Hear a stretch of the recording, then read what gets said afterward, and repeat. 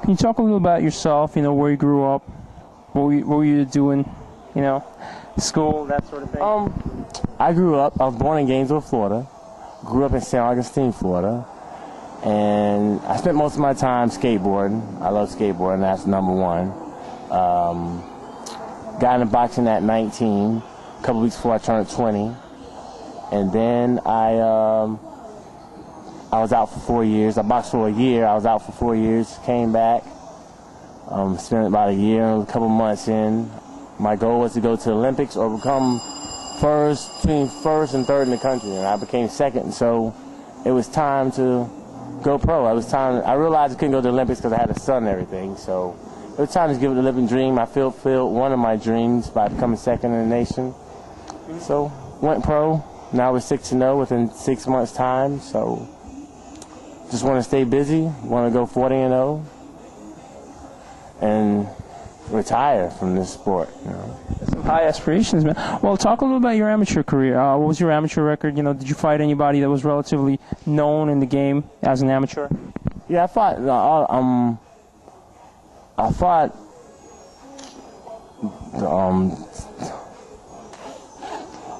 all the guys up to 2 that were top 10 in the country, and I fought the second guy, and then I lost.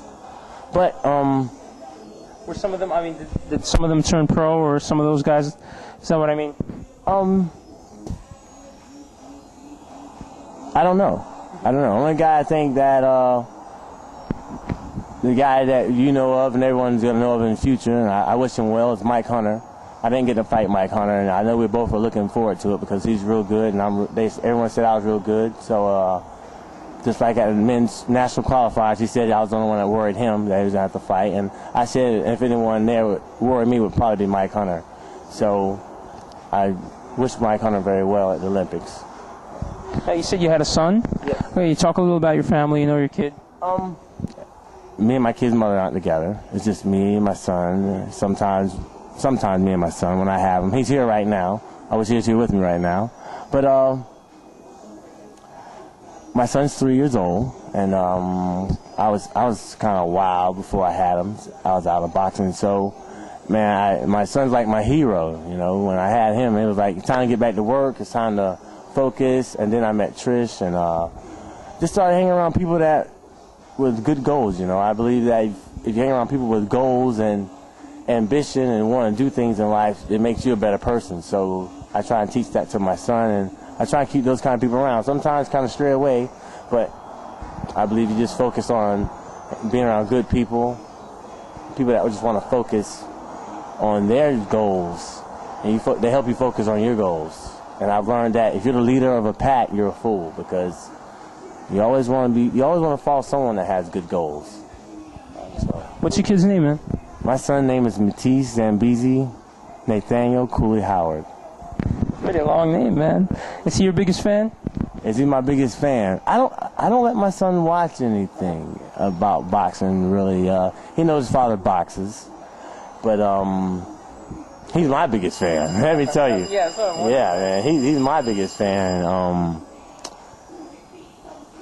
But he doesn't really get into that much of my boxing life. I really keep it away. I try and keep it away from him. But I let him know when I'm on TV or something. I always let him know that, hey, it's Daddy. Hey, Matisse, Daddy loves you, and this is why I'm here, because I want to take care of my son. So. Aaron, from a standpoint of a parent who's a boxer, let's say your son gets into an argument or something at school. What would you tell him as an advice? Would you tell him, like, if it's a bully or something, would you tell him that he should fight his own battles, or not be too violent or something like that? You know what I mean? Well, it's funny you say that, because when I first started out back to boxing, I had my son, and I would take him to the gym with me, and he'd get in the gym and play around and box with me and everything, and then he'd go to daycare, and kids would bully him that were bigger than him, and he would finally turn around and smack him once with a nice punch, I was told, and he would get in trouble for it. And my son's only 3, and this happened when he's like 18 months. And, there's not really much you can say when someone's picking on your kid or bullying your kid, and you have to turn around and defend himself. But if I would tell him what my mother told me growing up. My mother always told me that they get 3 licks. They hit you 3 times. 3 times you're out. It's like baseball. You know, 3 times you're out, and you have to defend yourself. So, but if I tell him if he can walk away, it's just better to walk away. Because let me tell you, in a fight, no one wins. And boxing is different because everyone signs a contract and it's your job. But in a street fight, no one wins. Only your anger wins. I've learned that.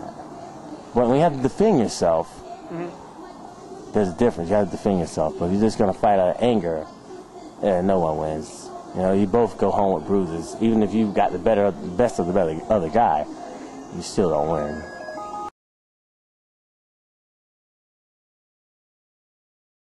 Your manager, Scott Hirsch, let me ask him, he's, starting professional career, got 2 fights. How's he looking, man? I don't think anybody had a chance to see him on TV or anything, but... I haven't got to see Scott's fights. I would love to. Scott's a great guy. So, hey, I think it's great when your when your promoter wants to get in there and do what you do. That's great. So... That's the only thing I say. Hey, I'm glad Scott's doing it. I keep it up. Gotcha. What about Lou Martinez? That was your amateur coach? Yes. Yeah, talk a little about him. I met Lou right when I moved down here. We moved down here because Jamil McCline was down here. He was in the top 10. And so I went around looking for a gym to train in. And I knew Lou Martinez before I moved down here because, like, that first year I boxed, I ran into Lou. And then, Lou's been a great coach. We have a lot of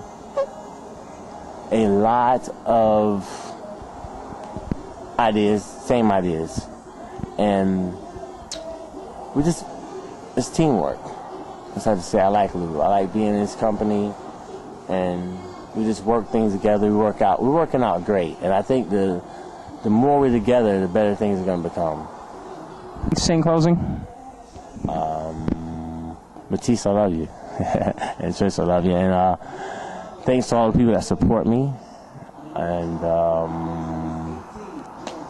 that's it. I wish everyone well. Hey, I just want to tell you, if you believe in yourself, you can do anything. That's what I want to tell kids out there in the world, because I want to be a better role model to the kids. Now that I have a son, I know what it's like to want to be a role model.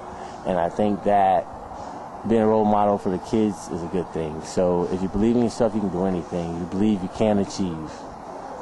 Those are big words. You gotta believe in yourself. Thanks for your time, Kasim. Good luck, man. Thank you. You have a nice night.